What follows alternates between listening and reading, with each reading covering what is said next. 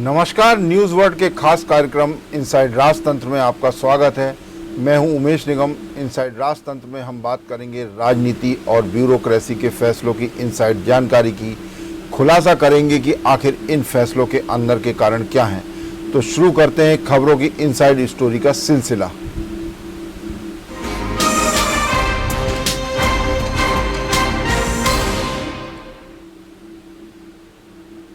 विधानसभा के मानसून सत्र में विधायकों को एक अलग और अनूठा शब्दकोश बांटा जा सकता है। इस शब्दकोश में पप्पू, फेंकू, मूर्ख, चोर, बेवकूफ़ और नालायक जैसे 300 से अधिक ऐसे शब्दों को चिन्हित किया गया है जिनका सदन में उपयोग वर्जित रहेगा।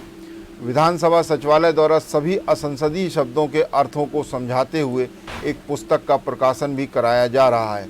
यह पुस्तक सभी विधायकों में वितरित की जाएगी। पिछले 2-3 महीने से विधानसभा सचिवालय के अधिकारी इसी कवायद में जुटे हैं। मानसून सत्र में सदन में यह शब्द संहिता लागू की जा सकती है। इसको तैयार करवाने के लिए लोकसभा सचिवालय सहित अन्य राज्यों की विधानसभाओं से उनके असंसदीय शब्दों की सूची मंगाई गई थी। यूपी, बिहार, उत्तराखंड, ओडिशा, हिमाचल प्रदेश, पंजाब सहित अन्य राज्यों के असंसदीय शब्दों को भी देखा परखा गया है। विधायकों को सदन में इन शब्दों के प्रयोग न करने की ट्रेनिंग भी दी जाएगी। मध्य प्रदेश की संस्कृति और परिवेश के परिप्रेक्ष्य में शब्दों के भाव और अर्थों पर गौर करने के बाद 300 से अधिक शब्दों को विधायकों के लिए बनवाया गया है। शब्दकोश में इनको समाहित किया गया है। कुछ शब्द तो ऐसे भी हैं जिन्हें गाली की श्रेणी में माना जाता है। उनको भी विधायकों के लिए तैयार किए गए इस शब्दकोश में शामिल कर सदन में इस्तेमाल के लिए प्रतिबंधित किया गया है। दरअसल जिन शब्दों के सदन में इस्तेमाल पर रोक लगाई जा रही है, आमतौर पर सदन में इन शब्दों के इस्तेमाल करने से बवाल मच जाता है। अक्सर सदन में ही कार्रवाई के दौरान विधानसभा सदस्यों के बीच विवाद की स्थिति बन जाती है। इन सब बातों को ध्यान में रखते हुए ही विधानसभा अध्यक्ष ने विधानसभा में सदन की कार्रवाई के दौरान असंसदीय शब्दों के इस्तेमाल पर रोक लगाने का निर्णय लिया है। जिन शब्दों के सदन में इस्तेमाल पर रोक लगाई जा रही है उसका विधानसभा अध्यक्ष की पहल पर ही शब्दकोश तैयार करवाकर विधायकों को वितरित करवाया जाएगा, जिससे विधानसभा में सदन की कार्रवाई के दौरान असंसदीय शब्दों का इस्तेमाल नहीं हो सके। इसी विषय पर विस्तार से चर्चा करने के लिए हमारे साथ जुड़ेंगे वरिष्ठ पत्रकार सुशील शर्मा। सुशील शर्मा जी, आपका स्वागत है। सुशील शर्मा जी, विधानसभा में जो है विधायकों को शब्दों की मर्यादा के लिए में बांधा जा रहा है, उसके लिए रोक लगाई जा रही है कि कुछ शब्द हैं जो जिनका वो इस्तेमाल नहीं करेंगे, उसके लिए बाकायदा एक शब्दकोश भी बनवाया गया है जो उनको वितरित करवाया जाएगा। इस सब को आप किस तरह देखते हैं? देखिए, विधानसभा किसी भी राज्य की सबसे बड़ी पंचायत होती है। वहाँ पर संसदीय पक्षकार, संसदीय और अमर्यादित शब्दों का इस्तेमाल नहीं होना चाहिए। अगर विधानसभा अध्यक्ष, हालांकि वहाँ बहुत कम ऐसा अवसर आते हैं, लेकिन उन अवसरों को भी खत्म करने के लिए जब इस तरीके का संवाद होता है तो ऐसे शब्दों का इस्तेमाल किया जाता है जो समाज में व्यक्ति को खासकर ऐसे सम्मानित जनप्रतिनिधि से सुनने में अच्छा नहीं लगता, तो उनको यदि शब्दकोश बनाकर उनको हटाने की बात की जा रही तो ये स्वागत योग्य पहल है। ऐसे शब्दों का शब्दकोश बनाकर विधायक को दिया जाएगा और इस बात की ताकीद किया जाएगा कि शब्दों का जो है विधानसभा के सदन में बोला जाना जो है निषेध है। अच्छी पहल, इसका स्वागत किया जाए। जी हाँ, ये एक अच्छी पहल है। और सुशील जी, इसमें जो है विधायकों को बाकायदा पुस्तक, जो शब्दकोश की पुस्तक है वो भी वितरित की जाएगी और इसके लिए प्रशिक्षण दिया जाएगा। तो आपको लगता है कि प्रशिक्षण की भी जरूरत है कि उनको प्रशिक्षण दिया जाए कि आपको ये बोलना है और ये नहीं बोलना है? नहीं, देखिए, जो जनप्रतिनिधि होता है तो एक अच्छा कुशल वक्ता होता है। दूसरा एक बात और ध्यान देनी होगी कि सदन में ज्यादातर जो मतलब सीमित संख्या में सदस्य ही जो है बोलचाल करते हैं, वाद विवाद में शामिल होते हैं। सभी सदस्य इस तरीके से इन्वॉल्व नहीं होते जैसे बाकी प्रमुख सदस्य इन्वॉल्व होते हैं, और उन्हीं के मुख से इस तरीके की बातें कभी कभी निकल जाती है। तो ये ठीक है, अच्छी पहल है। अब इस प्रशिक्षण से अगर लगता है विधानसभा अध्यक्ष जी को कुछ फायदा होगा तो अभी जो है कोई दिक्कत नहीं, उसमें बहुत प्रशिक्षण दिया जाना चाहिए ताकि देखिए एक बार एररलेस कार्रवाई होना चाहिए कि ऐसे शब्दों का इस्तेमाल ना हो। अगर उसके लिए तमाम कदम अध्यक्ष उठाना चाह रहे हैं जी, तो इसमें बिल्कुल जो है सराहनीय बात। जी हाँ, ये एक अच्छी पहल है, ये सही कहा आपने। और ये जो यदा कदा इस तरह के शब्द वहाँ निकल भी जाते हैं तो कम से कम उस पर रोक लगेगी और प्रशिक्षण भी दिया जाएगा।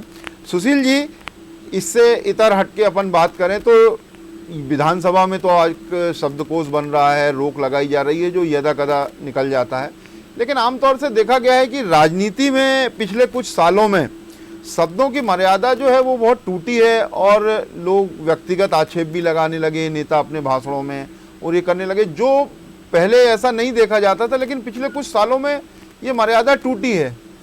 किस तरह देखते हैं आप?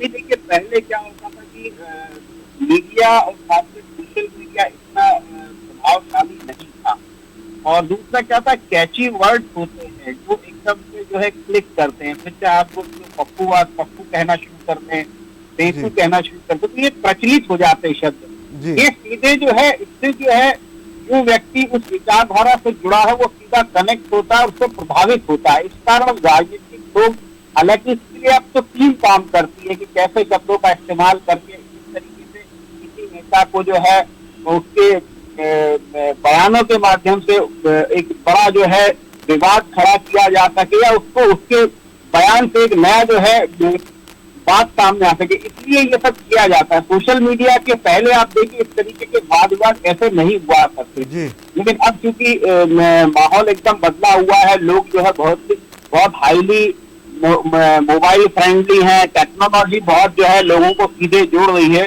तो आप देखिए कि नए नए शब्दों का ईजाद करके, जैसे बंटाधार शब्द का इस्तेमाल किया गया था, तो ये बहुत कैची वर्ड था। इससे एक शब्द में सारी बात जो है किसी के व्यक्ति या किसी सरकार के संबंध में हो रही थी, इस कारण ये शब्द गढ़े जाते हैं और इन शब्दों को गढ़कर फिर मार्केट में उछाला जाता है, उसका रिएक्शन देखा जाता है।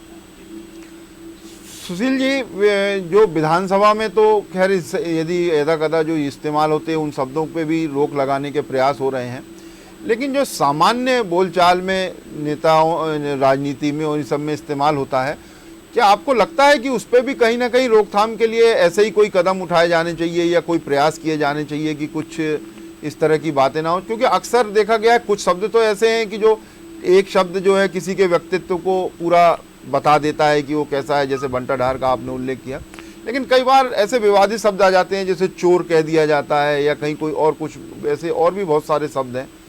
तो क्या इन पे भी रोक लगाने के लिए कोई प्रयास होने चाहिए, या कौन रोक लगाएगा और किस तरह से रोक लगेगी? हालांकि चुनाव के समय जरूर चुनाव आयोग में शिकायतें होती हैं, चुनाव आयोग तक बात पहुंचती है, लेकिन सामान्य तौर पर जो है वो कहीं ऐसी रोक लगनी चाहिए, आपको लगता है? शब्दों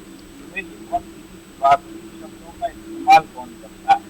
यदि किसी ने मौत का सौदागर कहा था तो किसने कहा था और किसने नहीं कहा था? सवाल ये है कि ये वही देश के शीर्ष नेता हैं जो इन शब्दों का इस्तेमाल करते हैं, और वो खुद बहुत विवेकवान है, बहुत बुद्धिमान है, राजनीतिक चातुर्य उसमें उनमें सब कुछ है, उसके बावजूद ऐसे शब्दों का इस्तेमाल करते थे, उनके विवेक का मामला है। कोई सामान्य पहली बार का सांसद, पहली बार का विधायक इन शब्दों का इस्तेमाल नहीं करता, वो तो खुद ही बहुत सोच समझ कर बोलता है कि इस शब्द से किस व्यक्ति को ठेस लग जाए, क्या अनर्गल ना हो जाए, उसका विचार करके व्यक्ति बोलता है। और ये बहुत 5 से 10% ही राजनीतिक होंगे, और इनमें सब टॉप के राजनीतिक हैं, फिर चाहे जो है नीच राजनीति हो या जैसे भी शब्दों का इस्तेमाल करने वाले नेताओं का कद छोटा मोटा नहीं होता, तो इनमें इनकी आचार संहिता या इनकी आचरण संहिता या इनकी शब्दावली बनाना मुझे लगता है बड़ा मुश्किल काम है, क्योंकि इन शब्दों के माध्यम से ही राजनीति पर खेल खेला जाता है, राजनीति पलट जाती है, राजनीति की दिशा बदल जाती है, जीत हार तक हो जाती है ऐसे शब्दों से। तो ये आचरण संहिता बनाना मुझे लगता है बड़ा मुश्किल काम है, क्योंकि ये आचरण संहिता उन शीर्ष नेताओं के लिए होगी, ये सामान्य नेताओं के लिए।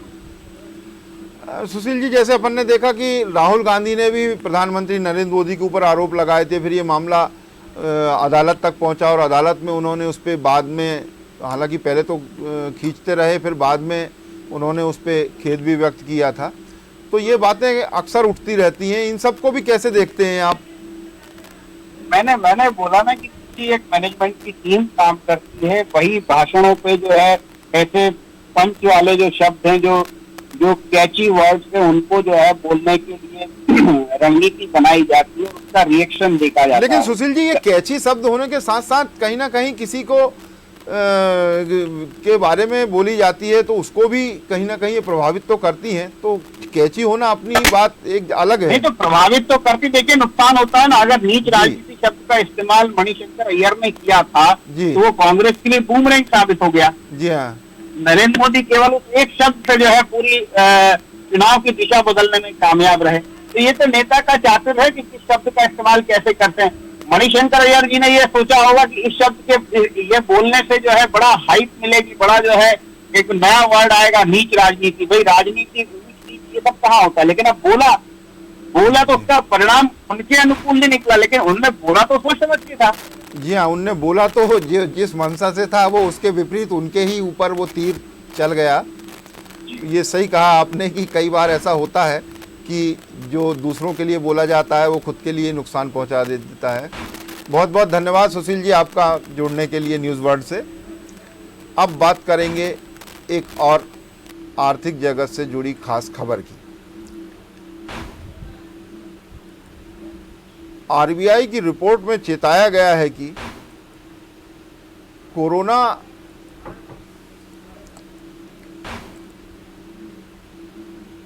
की दूसरी लहर के कारण अब बैंकिंग सेक्टर के सामने एक बड़ा खतरा आ सकता है।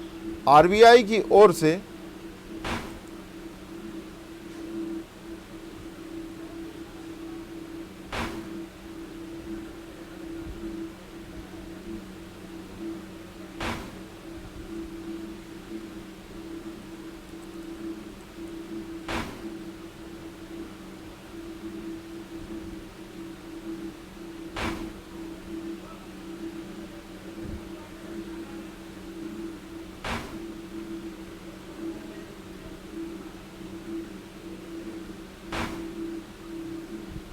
ब्रेक,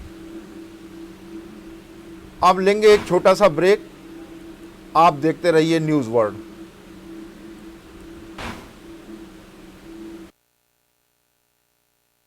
देश में निशुल्क टीकाकरण अभियान में 18 वर्ष से अधिक उम्र वाले सभी नागरिक मुफ्त टीका लगवा रहे हैं। आप भी cowin.gov.in पर या जन सुविधा केंद्रों पर पंजीकरण करवाएं। शीघ्र ही टीका लगवाएं, सुरक्षा कवच बनाएं, लगवाएं टीका जीत का। Roop Mantra Ayurvedic face cream and face wash. इसकी आयुर्वेदिक देखभाल आपको दे pimples, wrinkles, black heads, dull skin और डेड स्किन जैसी हर प्रॉब्लम से रिलीफ। महामारी है आई, अब करे ना कोई ढिलाई, टीका सब लगवाए, चलो कोरोना भगाएं, चलो कोरोना भगाएं। अरे बड़े सयान कह गए हैं कि सेहत सबसे ऊपर है, और जिसकी अच्छी सेहत है वो इंसान सबसे बेहतर है। तो चलो बढ़ो और नहीं डरो, बस यही सभी से विनती है। ये टीका नहीं संजीवनी है, ये टीका नहीं संजीवनी है, ये टीका नहीं संजीवनी है। हो अब साथ में मिलके सुन लो जी कि हमें कोरोना भगाना है, और टीके के हथियार से इस बीमारी को हराना है। और अफवाहों पे ध्यान न देकर सबको ये समझाना है कि सबके हित में ये टीका है, सबको ये लगवाना है। तो आज चलो और अभी उठो, अफवाह हमें ना सुननी है।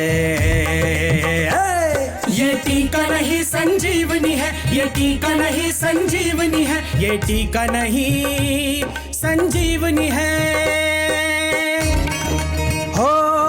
मोदी जी को धन्यवाद कि जन जन का रखा है ध्यान, और मुफ्त में टीका सबको लगेगा, महायज्ञ है ये अभियान। हाँ खुद भी लगा और सबको बता, ये जंग हमें अब जीतनी है। ये टीका नहीं संजीवनी है, ये टीका नहीं संजीवनी है, ये टीका नहीं संजीवनी है। कोविड-19 का टीका ही इस महामारी से बचने का स्थायी उपाय है। वैज्ञानिकों द्वारा प्रमाणित यह टीका अब तक करोड़ों लोगों को लग चुका है। इसका शरीर पर कोई भी दुष्प्रभाव नहीं होता। टीका लगवाने से कुछ लोगों को मामूली बुखार आ सकता है, इससे घबराएं नहीं, ये बुखार खुद ठीक हो जाता है। तो कोरोना से बचने के लिए सुरक्षा कवच अपनाएं, टीका जरूर लगवाएं। ये टीका नहीं संजीवनी है।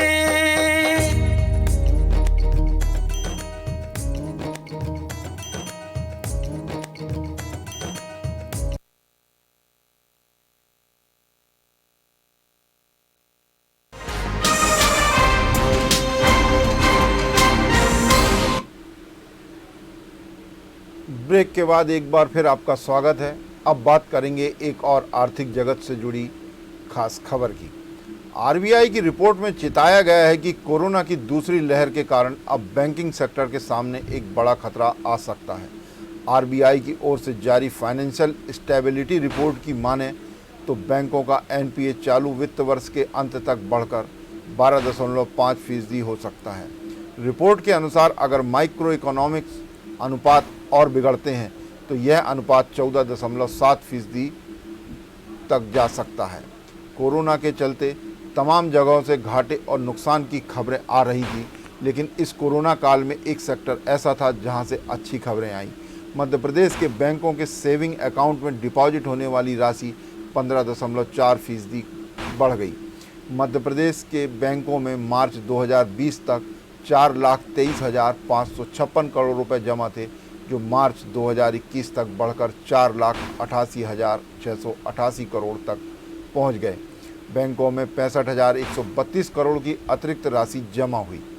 इसके पीछे प्रमुख कारण बताया जा रहा है कि लोगों ने फिक्स डिपॉजिट को तोड़कर बचत खातों में ट्रांसफ़र कर लिया, ताकि मेडिकल जैसी इमरजेंसी ज़रूरत पड़ने पर तुरंत इस्तेमाल किया जा सके। कोरोना से बैंकिंग सेक्टर के सामने एक बड़ा खतरा आ गया है। इससे निपटने के लिए सरकार हालांकि लगी हुई है, लेकिन कई अड़चनें सरकार के सामने हैं। आरबीआई की फाइनेंशियल स्टेबिलिटी रिपोर्ट में इस बात का खुलासा किया गया है। रिपोर्ट में बताया गया है कि बैंकों का एनपीए 12.5% हो सकता है। अगर माइक्रो इकोनॉमिक अनुपात और बिगड़ते हैं तो स्थिति और ख़राब होगी, तब यह अनुपात जो है वो 14.7% तक जा सकता है। कोरोना काल में मध्य प्रदेश के बैंक के सेविंग अकाउंट के डिपॉजिट में 15.4% राशि का इजाफा देखा गया। मध्य प्रदेश के बैंकों में एक साल की अवधि में 65,132 करोड़ की अतिरिक्त राशि जमा हुई। लोगों ने फिक्स डिपॉजिट तोड़कर राशि अपने बचत खाते में ट्रांसफ़र की, जिससे संकट के समय वो उस राशि का इस्तेमाल करें।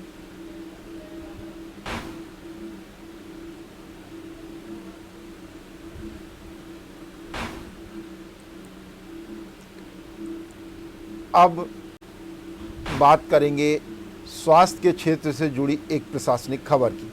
मध्य प्रदेश सरकार के द्वारा कोरोना महामारी से लड़ने के लिए बनाई गई कई योजनाएं दूसरे राज्यों को खासी पसंद आई हैं। कोरोना महामारी से अनाथ और बेसहारा बच्चों के लिए बनाई गई योजना हो या फिर कोरोना की दूसरी लहर में ऑक्सीजन की कमी दूर करने, निवेशकों को आकर्षित करने के लिए सब्सिडी देने की योजना हो, कुछ राज्यों ने मध्य प्रदेश की योजनाओं में कुछ संशोधन कर लागू भी कर दिया, जबकि कुछ राज्य मध्य प्रदेश की योजनाओं को लागू करने की तैयारी कर रहे हैं। अब ऐसी ही एक योजना मध्य प्रदेश सरकार की दूसरे राज्यों को खासी पसंद आ रही है। मध्य प्रदेश सरकार प्रदेश के ज़्यादा से ज़्यादा लोगों को जल्द से जल्द वैक्सीन लगवाना चाहती है। इसी मंशा से मध्य प्रदेश में वैक्सीन लगाने के लिए महाअभियान की शुरुआत की गई। 4 दिन के महाअभियान में 3 दिन मध्य प्रदेश देश में नंबर 1 बना रहा। कुछ दिन के अंतराल पर फिर 3 दिन का अभियान चलाया गया। इस दौरान बहुत बड़ी संख्या में लोगों को वैक्सीन लगाई गई। मध्य प्रदेश सरकार के द्वारा वैक्सीन लगाने के लिए शुरू किए गए महाअभियान की प्लानिंग की जानकारी छत्तीसगढ़ सरकार ने मांगी है। छत्तीसगढ़ के स्वास्थ्य मंत्री टी.एस. सिंहदेव का कहना है कि एक दिन में 17 लाख टीकाकरण होना बड़ी बात है। आखिर मध्य प्रदेश में ऐसा क्या किया जो हम नहीं कर पा रहे? इस संबंध में प्लानिंग की जानकारी मध्य प्रदेश की सरकार से छत्तीसगढ़ की सरकार ने मांगी है। मध्य प्रदेश में अभी तक 2 करोड़ से ज़्यादा वैक्सीन के टीके लग चुके हैं। महाअभियान ने टीकाकरण के आंकड़े को बदल कर रख दिया। 21 से 28 जून तक अलग अलग चरणों में चले अभियान में 51 लाख वैक्सीन के डोज लगाए गए। 5 करोड़ 70 लाख लोगों को 2 डोज लगने अभी बाकी हैं। इसके लिए 11 करोड़ 40 लाख टीके लगेंगे। मध्य प्रदेश सरकार एक बार फिर 1 जुलाई और 3 जुलाई को प्रदेश में वैक्सीनेशन का विशेष अभियान चलाएगी। 1 जुलाई को कैंपों में कोविशील्ड वैक्सीन लगाई जाएगी, जहां दोनों डोज लगेंगे। 3 जुलाई को कोवैक्सीन लगाई जाएगी, इसमें दूसरा डोज लगाया जाएगा जिन लोगों ने पहला डोज लगवा लिया है। ये 3 जुलाई का कैंप उनके लिए आयोजित किया जा रहा है जिससे वो दूसरा डोज लगवा सकें। एनएचएम की तरफ से जारी दिशा निर्देश में हेल्थ और फ्रंट लाइन वर्कर्स को दोनों डोज लगाने का 100% वैक्सीनेशन सुनिश्चित करने के लिए कहा गया है। मध्य प्रदेश के वैक्सीनेशन महाअभियान की जानकारी छत्तीसगढ़ सरकार ने मांगी है, जिससे वो भी अपने यहाँ ज़्यादा से ज़्यादा वैक्सीनेशन करवाएं और मुहिम बनाकर लोगों को इसके लिए बुलाएं। मध्य प्रदेश सरकार की कई योजनाएं पहले भी अन्य राज्यों में पसंद की गई हैं। जो कोरोना महामारी से बच्चे अनाथ हुए थे, वो उसकी योजना लागू करने वाला मध्य प्रदेश देश का पहला राज्य है। मध्य प्रदेश की योजना को दिल्ली, हरियाणा, राजस्थान, महाराष्ट्र सहित कई अन्य राज्यों ने संशोधित करके अपनाया है। 21 से 28 जून तक 51 लाख वैक्सीन के टीके लगाए गए थे। ये महाअभियान के दौरान इतनी बड़ी संख्या में टीके लगाए गए थे। अभी तक मध्य प्रदेश में 2 करोड़ टीके लग चुके हैं। 1 और 3 जुलाई को भी वैक्सीन का विशेष अभियान राज्य सरकार चला रही है, जिससे बचे हुए लोगों को वैक्सीन लगाई जा सके। अभी तक प्रदेश के 5 करोड़ 70 लाख लोगों को वैक्सीन के दोनों डोज लगना बाकी है। अब बात करेंगे इनसाइड राजतंत्र के खास सेगमेंट चलते चलते की, जिसमें राजनीति या ब्यूरोक्रेसी के क्षेत्र में चर्चित प्रसंग की बात की जाती है। तो आज राजनीति के क्षेत्र से जुड़ा एक प्रसंग खासा चर्चा का विषय बना हुआ है। आजकल तेज तर्रार मंत्री किसी एक व्यक्ति को देखते ही रफू चक्कर हो जाते हैं। मंत्री जी की इस हरकत को देखने वाले अचंभे में हैं। मंत्री जी के गायब होने के कारणों का प्रयास किया तो बड़ा ही रोचक मामला सामने आया। दरअसल मंत्री जी के एक व्यक्ति से अच्छी खासी रकम ले ली। इसके एवज में मंत्री जी ने उस व्यक्ति को काम दिलवाने का वादा किया था। शुरू में तो मंत्री जी आश्वासन देकर टरकाते रहे। लंबा समय हो गया, मंत्री ने वादा नहीं निभाया। आखिर वो व्यक्ति कब तक आश्वासन के भरोसे चलता? उसने मंत्री जी के बंगले के नियमित चक्कर लगाने शुरू कर दिए। इस व्यक्ति की अक्सर मौजूदगी से मंत्री जी असहज होने लगे। आखिर आश्वासन पर वो भरोसा ही नहीं कर रहा। जब मंत्री जी को कोई दूसरा उपाय नहीं सूझा तो उन्होंने गायब होने की तरकीब पर अमल शुरू कर दिया। अब मंत्री जी उस व्यक्ति को अपने बंगले पर देखते हैं या फिर उसके आने की भनक लगती है तो कार में बैठकर रफू चक्कर हो जाते हैं। मंत्री जी ने रकम भी छोटी मोटी नहीं दबाई, पूरे 2 करोड़ की रकम दबाकर बैठ गए। दर्शकों की सुविधा के लिए बताते चलें कि मंत्री जी और उनकी पार्टी एक दूसरे के पर्याय हैं। जिस व्यक्ति से मंत्री जी ने ये रकम ले रखी है उसकी भी ब्यूरोक्रेट के बीच अच्छी खासी पकड़ है और एक पूर्व चीफ सेक्रेटरी के खासम खास रह चुके हैं। इनसाइड राजतंत्र में आज बस इतना ही। कल फिर मिलेंगे राजनीति और ब्यूरोक्रेसी के कुछ नए फैसलों की इनसाइड स्टोरी के साथ। तब तक के लिए मुझे दीजिए इजाज़त और आप देखते रहिए न्यूज़ वर्ल्ड।